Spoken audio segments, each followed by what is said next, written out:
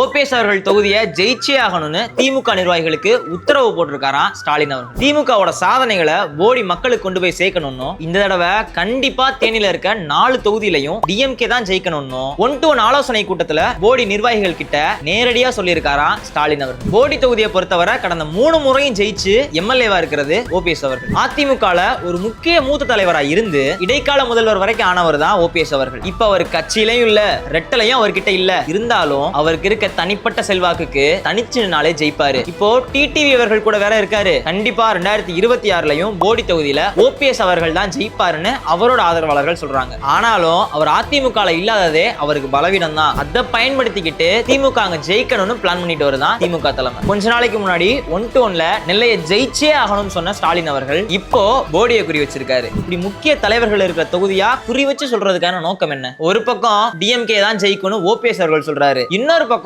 OPS அவர்களே தோற்கடிக்கணும்னு DMK சொல்லுது. இது திமுகவோட பலத்தை காட்டுறதுக்கா இல்ல அந்த முக்கிய புள்ளிகளை தோற்கடிக்கிறதுக்கா? உங்களுடைய கருத்துக்களை மறக்காம கமெண்ட்ஸ்ல சொல்லுங்க.